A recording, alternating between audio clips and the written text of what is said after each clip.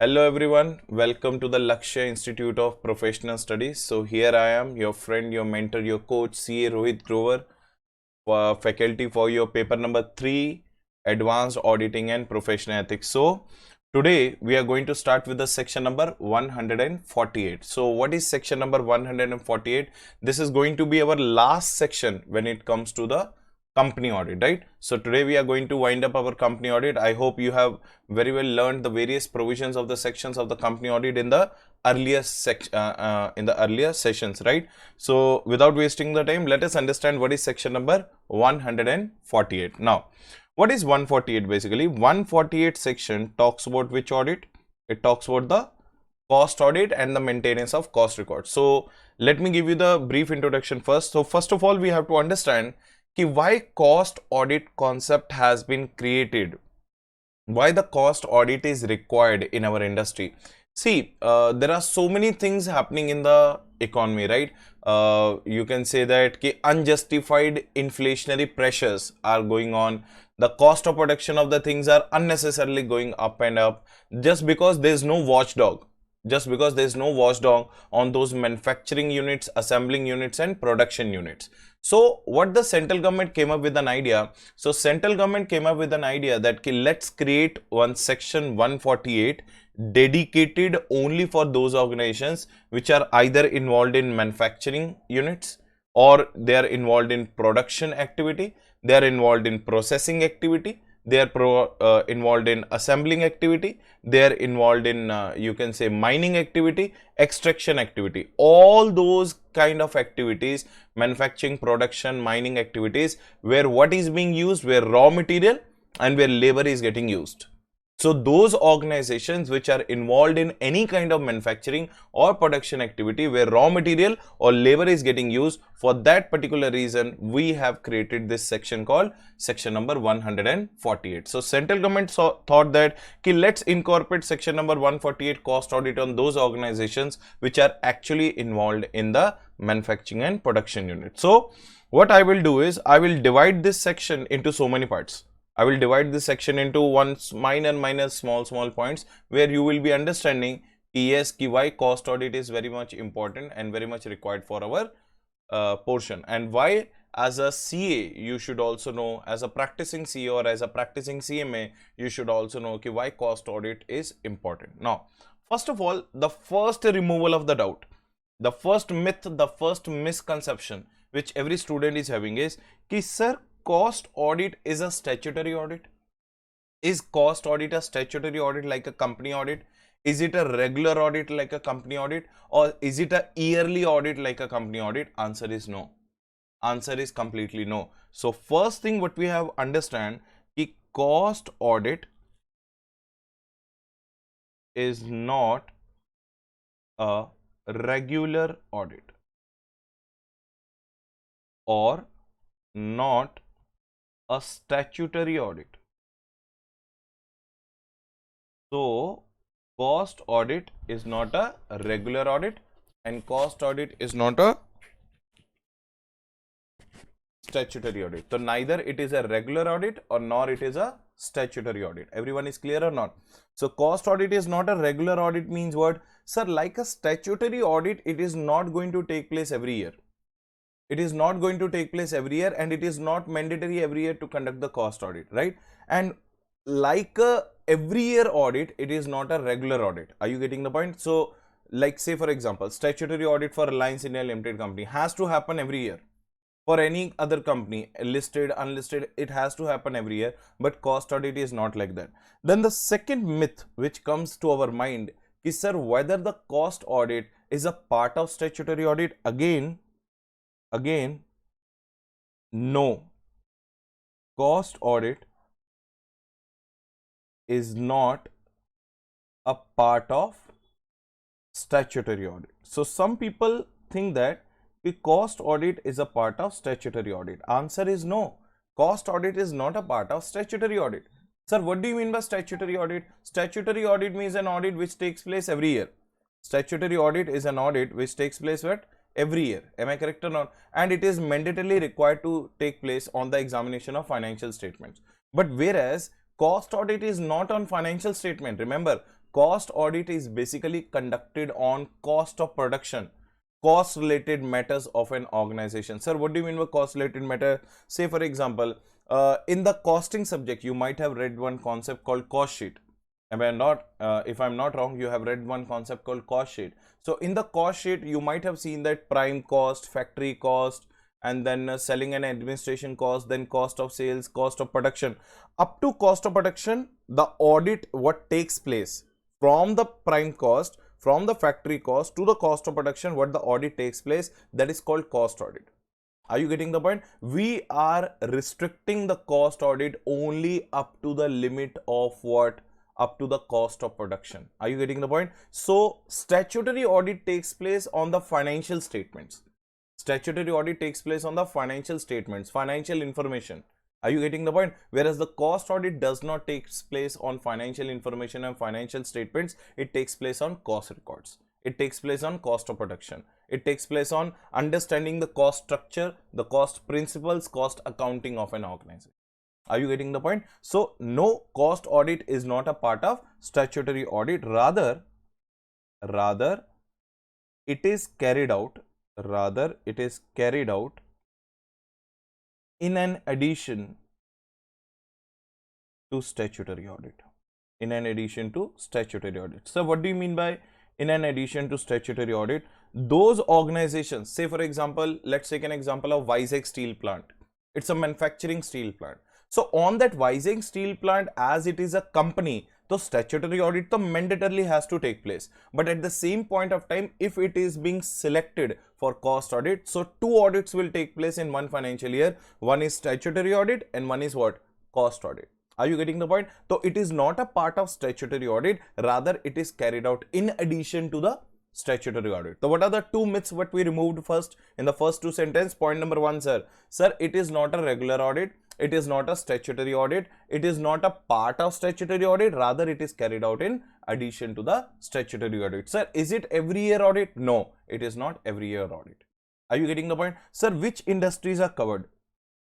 Point number three, which industries are covered? Which industries are covered? Under which audit? Under a cost audit. Which industries are covered? So it is broadly classified that these are the following 6 industries. Mainly these 6 industries are those industries on which the cost audit takes place. So what are those 6 industries? Industry number 1, manufacturing, production, assembling, mining, extraction, processing. Everyone is clear? So what are the industries which are covered under the cost audit? Manufacturing, production, assembling, mining, extraction and processing. Everyone is clear or not? Yes sir, we are clear. Now, why these industries are being covered? Because if you will see that what is a common thing in all these industries, they make use of two things. One is raw material plus labor. They make use of two things, raw material, labor. So any manufacturing, production, mining, extraction, processing, assembling industry where the raw material and labor are being used, where raw material and labor are being used, in that case it is known as what? In that case it is known as cost audit. Am I correct or not? So again repeating, where the cost audit is mandatory, cost audit is mandatory in the manufacturing, production, assembling, mining, extraction and processing industries where they make the use of raw material and labor. जहां पे raw material और labor use होता है, there the cost audit becomes what? Mandatory. Now, sir, what we are going to check basically, so these cost related industries, these manufacturing or production related industries where the cost audit takes place, they have to maintain two types of records. They have to maintain two types of records. So what are the two types of record? Section number 128, books of accounts, which are required to be mandatorily maintained by every organization. Every company has to maintain the books of accounts as per section number 128. So that section number 128 is equally applicable to the manufacturing and processing unit. Plus, in addition to that, they have to maintain the cost records. Sir, in addition to that, they have to maintain additionally cost records, and cost records are required to be maintained as per CRA1. Cost records are required to be maintained as per CRA1. Sir, क्या होता है CRA1? Do you remember I told you section number 143 subsection 11 which is talking about the CARO. So in the CARO, I told you the clause number 6. What is the clause number 6? The auditor has to report whether the cost records are being properly maintained under section 148 subsection 1 and as per the format of CRA1 or not. Are you getting the point? The same point, CRA1 क्या है? CRA1 is a list of cost records which these entities have to maintain. So these entities have to maintain two types of records. One are known as the books of accounts as per section number 128 and one are known as cost records as per CRA1. I hope everyone is clear. Yes, sir. Everyone is clear. So, which industries? Manufacturing, production, assembling, mining, extraction, processing. Those industries which are making use of raw material and labor, and they are maintaining two types of records. One are known as section number 128 books of accounts and one are known as cost records as per CRA1. I hope everyone is clear. Yes, sir. We are clear. Point number 4. Sir, when cost audit becomes compulsory, when the cost audit becomes compulsory, now you all have to understand this very important concept. This is basically a rule number 3 of cost audit accounting rules 2014. So when the cost audit becomes compulsory, so what has happened? Let me give you an idea how the cost audit basically takes place. Now see, what the central government has done, central government has divided all the manufacturing, production, mining, extraction, assembling, processing businesses of India into two categories. It has been divided into two categories. So what do you mean by two categories? Category number 1 is known as Schedule A category. Category number 2 is known as Schedule B category. So you can call it, for your comfortable level, you can call it as List A category, List B category. So all the businesses of India have been divided into two types of category, List A category and List B category. So if your business is falling under List A category, if your business is falling under List A category and if your business is falling under List B category as per the respected schedules. Are you getting the point? So again repeating, all the business activities relating to manufacturing, production, mining, extraction, etc. have been bifurcated, has been categorized into two categories. So what are the two categories? List A category, List B category. If your business is coming under List A category and you have satisfied both the conditions. If you have satisfied both the conditions. Sir, what do you mean by both the conditions? Sir, both the condition means point number 1. Overall annual turnover of manufacturing of goods and services. If the overall annual turnover or of manufacturing of goods and services is greater than equals to 50 crores, is greater than equals to how much? 50 crores. If the overall annual turnover is greater than equals to 50 crore rupees, then of what?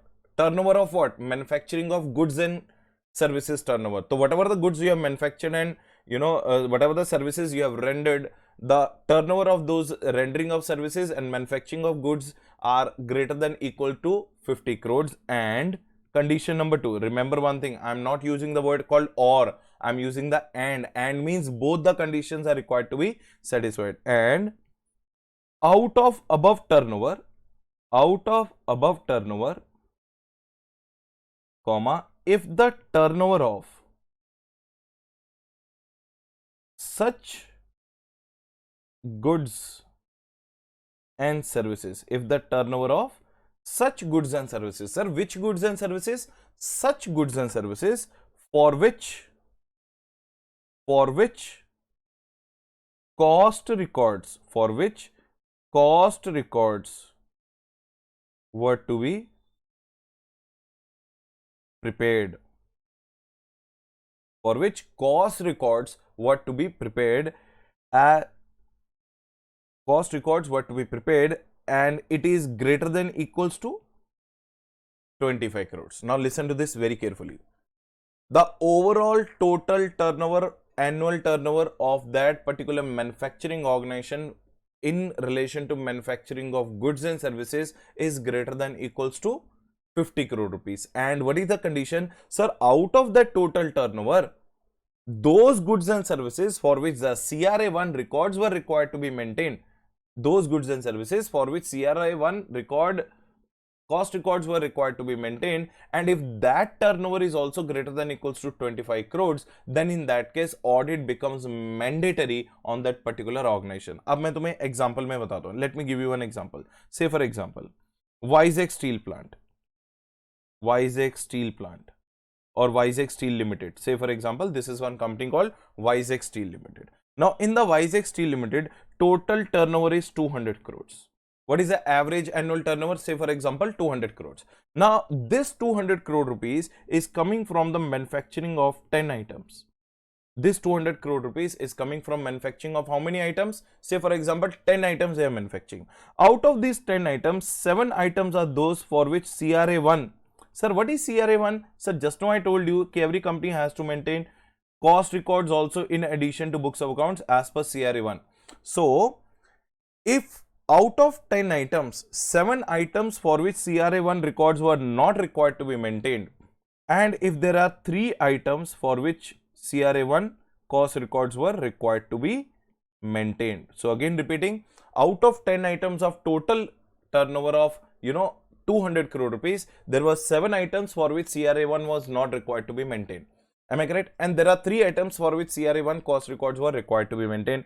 Total turnover was 200 crores. These 7 items were giving 180 crores of turnover, and these 3 items were giving 20 crores of turnover. Now tell me one thing, as per our condition above, overall turnover should be greater than equal to 50 crores. Yes sir, overall turnover as per the Vizag Steel Limited is 200 crores.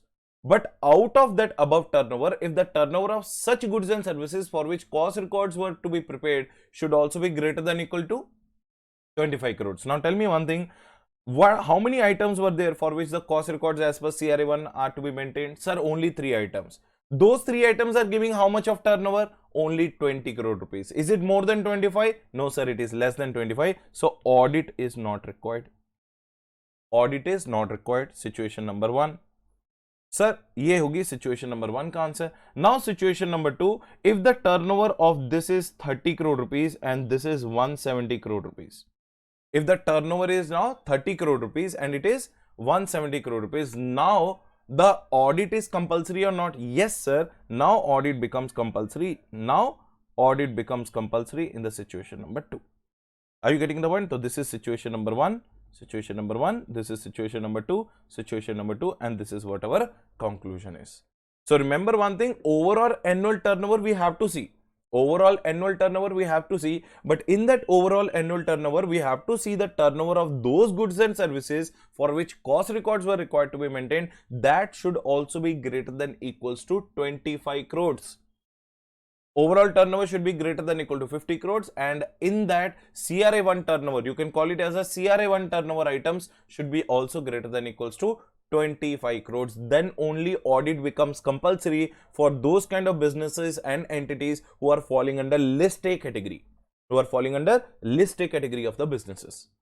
Now, say for example, your business, your line of activity is coming in list B category. Your line of activity is coming in list B category. Sir, if my line of activity is coming in list B category, then what will happen?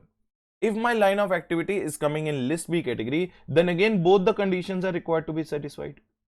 Sir, how many conditions? Both the conditions are required to be satisfied. So what are the both conditions? Sir, tell me, what is the condition number 1 in case of list A category? Overall annual turnover of manufacturing of goods and services should be greater than equal to 50 crores. Here 50 crores will become greater than equals to 100 crores. If your business is falling under list B category, your total turnover limit from 50 crores will be increased to what? Greater than equals to 100 crore and plus. What was the second condition? Sir, CRA1 turnover also should be greater than equals to 25 crores. Now 25 crores will become 35 crores here. So greater than equals to 35 crores. So 50 crores became 100 crores in the list V, and 25 crores became what? 35 crores in the list V. And remember again, here also you have to satisfy both the condition. Sir, इसमें भी example कर लेते हैं. Suppose Tata Steels. Let's take an example of Tata Steels. Tata Steel's total turnover, say for example, Tata Steel's total turnover is 160 crores. Sir, overall total annual turnover is 160 crores. Sir, condition number 1 is satisfied. Sir, what is the condition number 2? Out of that total turnover, the turnover of those goods and services for which the CRA1 cost records are required to be maintained, that is also required to be greater than equals to how much? 35 crore rupees. Are you getting the point? Sir, out of this total turnover, the CRA1 turnover is 40 crore rupees. Out of this 160, CRA1 turnover is 40 crore rupees. Audit is mandatory? Yes, audit is mandatory. Sir, why audit is mandatory? Because the CRA1 turnover is also greater than equals to 35 crore. Audit is mandatory. I hope everyone is crystal clear with the concept. Yes, sir, we are clear with the concept. Again repeating, all the manufacturing, production, mining, extraction, assembling, processing businesses have been bifurcated into two categories. List A category of the businesses, List B category of the businesses. So first you have to see that as per the schedule number A, is your business coming in this A category, or as per schedule number B, is your business coming in B category. So where is this schedule? These schedules you will find it in the mca.gov.in. They are not in our portion. So you just have to remember one thing only. As per the schedules, you have to understand whether your business is covered under List A category or business is covered under List B category. Accordingly, you have to make sure and give the answer whether the audit is compulsory or not compulsory. List A category overall turnover should be greater than equals to 50 crores and CRA1 turnover should be greater than equals to 25 crores. If List B category, the overall turnover should be greater than equals to 100 crores and CRA1 turnover is greater than equals to 35 crores. Right or not? Yes, sir. We are right. So shall we move ahead? Yes, sir. Let's move ahead. So far we have understood the audit related provisions relating to cost audit. Now let us understand कि sir, even if you are falling under List A category and List B category, sir, there are some exemptions under section 148. Sir, what do you mean by exemptions under section 148? If you are falling under List A category of the organization and List B category of the business, but you are operating in these banners, you are operating under these entities, then you are exempted from cost audit. It means section number 148 cost audit will not be applicable to following set of companies. Which set of companies? Now listen to this carefully. Point number 1, if you are operating from SCZ zone, if you are operating from SCZ. Sir, what do you mean by SCZ? Special economic zone.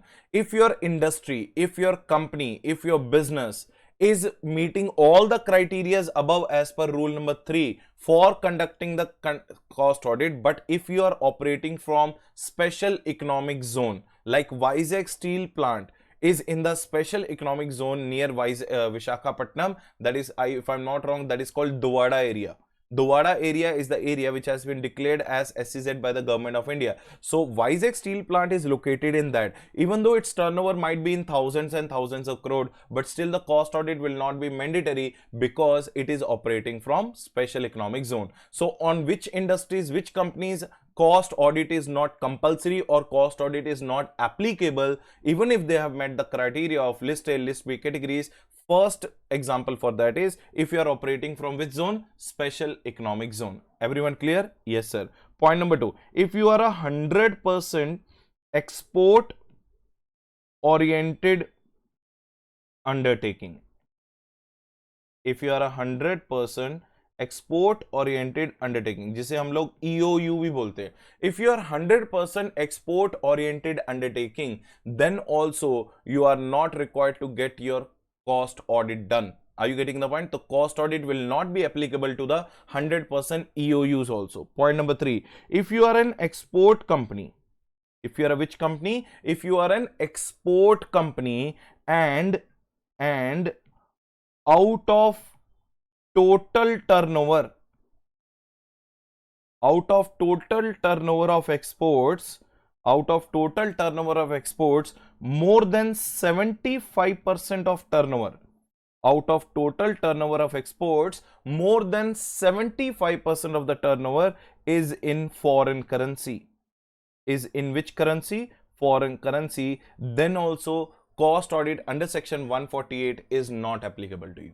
So remember one thing, if you are an export oriented company, not 100% EOU, if you are a normal export company and out of your total export turnover, more than 75% of the turnover is in which currency?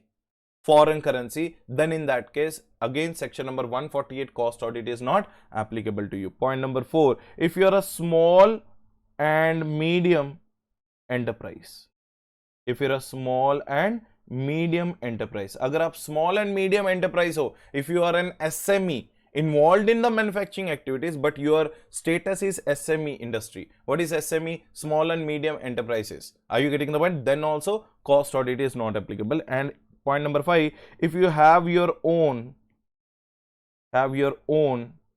power plant and using such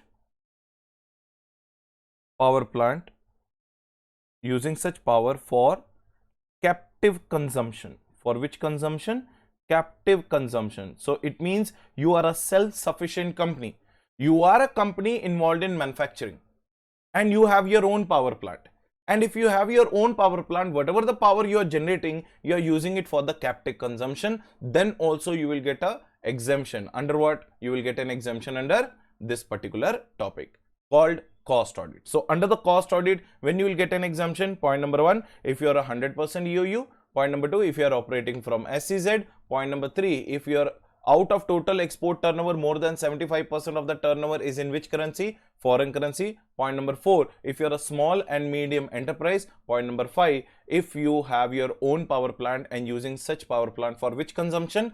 Captive consumption. I hope everyone is super clear. Yes sir, we are clear. Point number 6, sorry, point number next. Now what is the next point number? Exemptions we are done with. When the audit is compulsory, we are done with. All those things we are done with. Now we are going to do other provisions. We are going to do which provisions? Other provisions. Sir, what are the other provisions? Remember one thing, in the other provisions, there are so many form numbers, so many time periods you have to understand. So make sure that you are paying the good attention to this particular topic, right? Point number 1. Who can be a cost auditor? Who can be a cost auditor? Let me tell you all these things in a very bit by bit point. Who can be a cost auditor? So cost auditor, the first preference will be a practicing CMA. Who can be a cost auditor? The first preference is a practicing CMA, practicing cost and management accountant. If not possible, our second preference is going to be practicing chartered accountant. Are you getting the point? So who can do the cost audit? Our first preference is always going to be a practicing cost and management accountant, or if is not available, then in that case our second preference is going to be what? Practicing chartered accountant. Everyone clear? Yes sir. So these are the two people who can be the cost auditor. Point number 2, what they need to follow. What they need to follow while doing cost audit. What they need to follow while doing cost audit. Remember one thing, tell me one thing, while doing the statutory audit, a statutory auditor need to be an expert in both accounting standards as well as the standards on auditing, and he follows the generally accepted audit principles of India and auditing practices of India. So GAAP, basically what do we call it as a GAAP? Generally accepted auditing practices or generally accepted accounting principles. So while doing which audit? Statutory audit. But are we doing the statutory audit here? No sir, we are doing a which audit? Cost audit. So as a cost auditor, you need to follow two things. Point number 1, CAS you have to follow. So what is CAS? Cost accounting standards. You have to follow cost accounting standards, and you have to follow GAAP. So what is GAAP? Generally accepted cost accounting principles. Are you getting the point? What is GAAP? Generally accepted cost accounting principles. Or who has issued them? It has been issued by ICAI, not ICAI, not Institute of Chartered Accountants of India, Institute of Cost Accountants of India. So remember one thing, while doing the cost audit, you have to follow the cost accounting standards and you have to follow the generally accepted cost accounting principles. Next point, point number 3. Sir, are there any disqualifications of a cost auditor? Yes, there are total 4 disqualifications of a cost auditor. A cost auditor of a company, the company in which you are doing a cost audit, you cannot do the tax audit of that same company. If you are a cost auditor of the company, you can't do their tax audit. You can't be their GST auditor also. You can't do their GST audit also. Sir, you can't, definitely you can't be the statutory auditor. So it means a tax auditor can't be a cost auditor, GST auditor can't be a cost auditor, statutory auditor can't be a cost auditor, and cost auditor can't be any of these 3. And most importantly, you can't be the internal auditor also. Internal auditor also. So it means as a cost auditor, you can't take any of these 4 assignments. What are the 4 assignments? You can't take the tax audit, GST audit, statutory audit, and internal audit of the same organization if you have been appointed as a which auditor? Cost auditor. Everyone is clear? Yes, sir. Everyone is clear. Sir, what about the rights and duties? What about the rights and duties? So let me tell you one thing, rights, duties, qualification, appointments, and other provisions. Rights, duties, qualities, removal, resignation, everything, rights, duties, and other provisions of statutory auditor, other provisions of statutory auditor are equally applicable to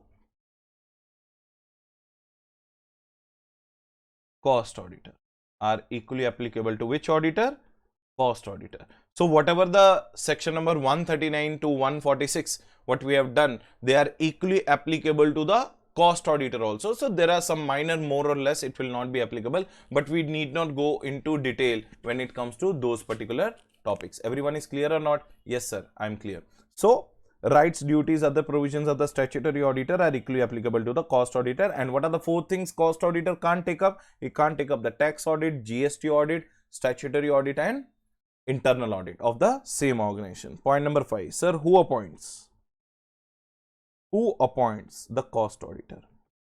Sir, cost auditor को कौन appoint करेगा? He will be appointed by the board of directors within 180 days from the commencement of financial year. Sir, we have read this provision earlier. Yes, you heard it correct. You have read it in the subsequent auditor of a government company. In the case of subsequent auditor of a government company, if you remember, you might have heard it, that subsequent auditor of the government company is to be appointed by the C&AG within 180 days from the commencement of financial year. Same place. Instead of C&AG, we have to use the word called board of directors within 180 days from the commencement of financial year. So cost auditor must be appointed by the board of directors within 180 days from the commencement of financial year. Sir, after appointment, what we need to do? After appointment, what we need to do? The board of directors must intimate central government in form number CRA2 within 30 days of appointment of cost auditor. Sir, we have to intimate to the central government within 30 days from the date of his appointment in form number CRA2 कि sir, we have appointed our which auditor? Cost auditor. So point number 1, who appoints the cost auditor? Board of directors within 180 days from the commencement of financial year. Do we need to intimate to anybody? Yes, such board of directors must intimate it to whom? Central government in form number CRA4 within 30 days from his appointment. Next thing. Sir, what if there is a casual vacancy of cost auditor? If the cost auditor leaves or resigns, what will happen? Then the same board of directors means such board of directors must fill such casual vacancy within 30 days. If the cost auditor leaves, dies, disqualifies to become your cost auditor, then casual vacancy arises, and such casual vacancy must be filled up by the board of directors within 30 days from the date of the event. And sir, do we have to intimate to the central government again? Yes. Again, board of directors shall intimate the central government in form number CRA2 within 30 days. Are you getting the point? So same CRA2 form serves the two purposes. Point number 1, intimation of an appointment of the cost auditor, and point number 2, casual vacancy in case of cost auditor. Everyone is clear? Yes sir, we are clear. Now point number 7, sir, is there any time period for completion of cost audit? Is there any time period for completion of the cost audit? Yes sir, there is a time period for the completion of cost audit. So what is the time period? The time period is within 180 days from the commencement, within 180 days from the end of financial year, within 180 days from the end of financial year, comma, cost audit must be completed. Cost audit must be completed. So cost audit must be completed within 180 days from the end of the financial year. So within 180 days from the end of the financial year, cost audit must have been completed. Sir, he is to be appointed within 180 days from the commencement of the financial year, but he has to complete the audit within 180 days from the end of the financial year. And after completion, cost auditor shall issue cost audit report. Cost auditor shall issue cost audit report. Cost auditor shall issue which report? Sir, cost audit report he has to issue in form number CRA3. What is the form number? CRA3. So remember one thing, after completion, the cost auditor shall issue the cost audit report in form number CRA3. Sir, after CRA3, what he has to do? So CRA3 is basically what? CRA3 is basically a format of issuing cost audit report. This is not a statutory report, this is a cost audit report. It means two reports will be sent for the same company.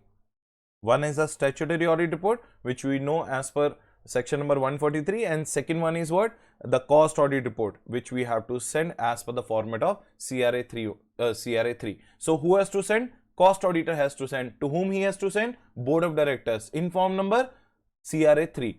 After how many days? Within how many days the cost audit must be completed? It must be completed within 180 days from the end of the financial year. Next point, most important point, where we got one amendment. Now listen, first I will tell you the total point, then I will tell you the amendment. Now see, once the cost audit report received by whom? By board of directors, then board shall pass their comments or explanations. Board shall pass their comments and explanations on any kind of modifications, reservations, or qualifications. On any kind of modifications, reservations, or qualifications, if any, kept by cost auditor. Now remember one thing, once the cost audit report is being sent to the board of directors, now as per that report, if the cost auditor is keeping any kind of modification, any kind of reservations, any kind of qualifications, if he is having any problematic area, he has told that in report. So it is a responsibility of the board of directors to pass their comments, explanation and justification on such modification, reservation or qualification kept by the cost auditor. And not only that, after passing the comments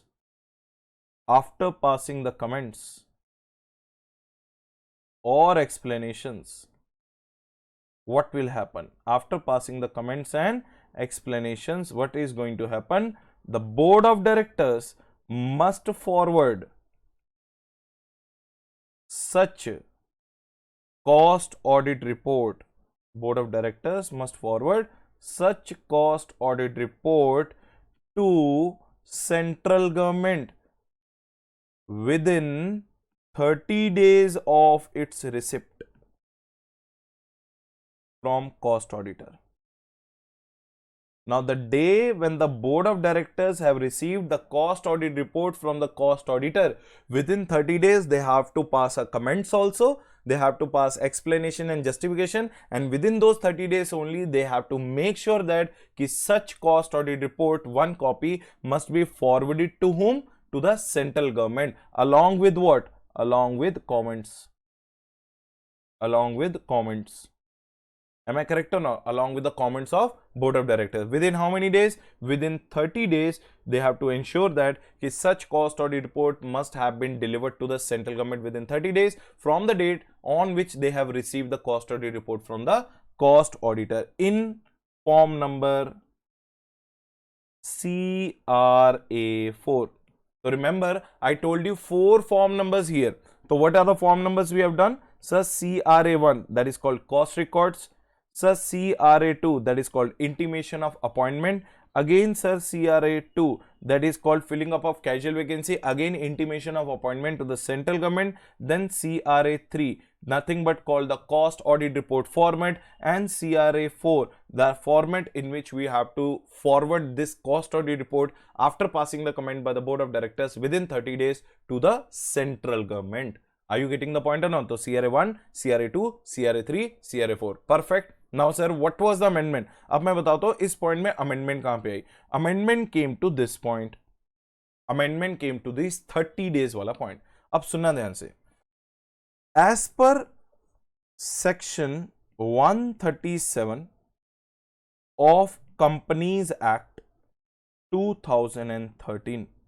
Sir, what is 137 of Companies Act 2013? As per section number 137 of Companies Act 2013, every company shall file adopted financial statements with ROC within 30 days of AGM. Every company shall file adopted financial statements copy with ROC within 30 days of AGM. So if the AGM has been held within 30 days, the adopted financial statements which got approved and adopted by the shareholders in that AGM are required to be filed with whom? ROC. Who has to file? Company has to file in AOC 4. Form number is AOC 4, or it can be AOC CFS 4, or it can be AOC XBRL 4. That depends upon the cases that we'll discuss in detail when we'll go into section number 137. So listen to the amendment first. So as per section number 137, every company shall file the adopted financial statements with ROC within 30 days of AGM in AOC 4. Now, suppose if the AGM not conducted,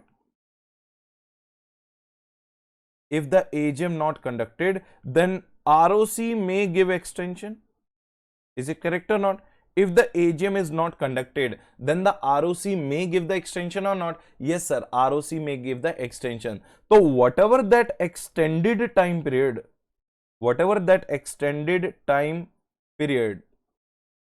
given by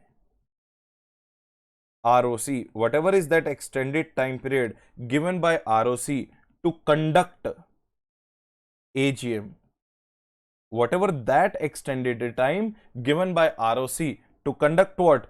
AGM shall be added to 30 days above. Shall be added to 30 days above. अब मैं तुम्हें एक छोटा सा example देता हूं. Suppose ROC gave suppose 30 days extension. ROC gave 30 days extension to conduct AGM. To conduct what? AGM. So ROC gave 30 days of extension to conduct what? AGM. Now 30 days of extension has been provided by the ROC to conduct an AGM. So what was the time period with which the cost audit report must be forwarded to the central government in CRA for 30 days. So these 30 days of extension will be added to those 30 days. It means total time period to forward the cost audit report to the central government will no more be 30 days, it will become 60 days. So the extension provided by the ROC under section 137, extension for conducting the AGM provided by the ROC under section 137 shall be added to the 30 days above when it comes to CRA 4. As simple as that. Suppose the ROC has given 45 days of extension.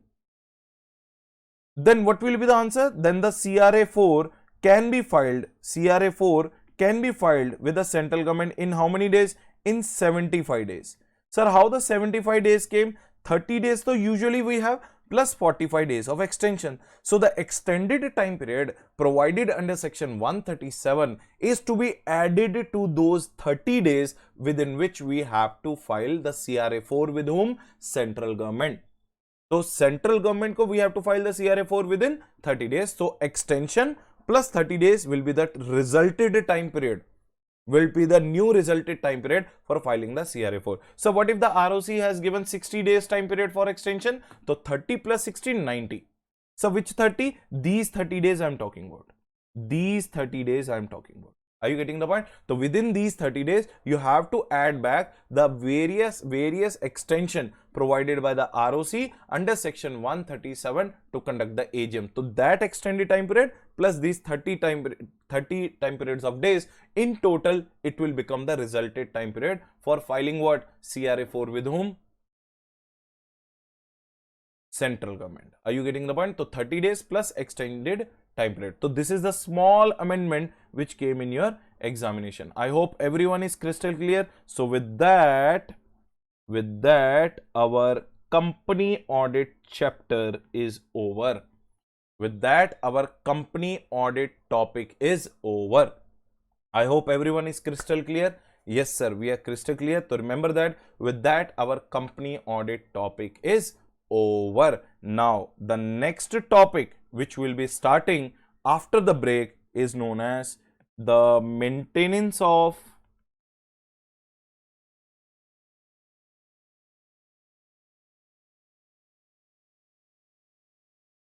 books of accounts or accounts topic. So what are the accounts we are going to maintain? So remember one thing, section number 139 to section number 148 we have covered in the company audit topic. So now we are going to start with our next topic called maintenance of books of accounts, where we are going to cover section number 128 to section number 137 completely. Sir, 128 to 137, then where is 138? 139 to 148 we are covering in company audit. 128 to 137 we are covering here. One section is left, 138. 138 is internal audit. So when we'll start internal audit chapter, there I will tell you the section number 138 there itself only. So 128 to 137 talks about accounts, 139 to 148 talks about audit, and 123 to 127 इससे पहले के section, prior sections 123 to 127 they talk about the dividend. So after completing 128 to 137 we will directly jump on 123 to 127. Okay, so 123 to 127 will cover in dividend. After that, liability of the auditor, one small chinna chapter we are going to do, and after that auditor consolidated financial statements, audit corporate and corporate governance, professional ethics, all that will go in a flow. Are you getting it now? So let's first finish off all the section based topic, right? So I'll see you guys in the next 10 minutes with another topic relating to maintenance of accounts chapter, sections 128 to 137. So thanks for lending your patient ears again. I'll borrow it again in the next few minutes. Thank you so much. See you after the break.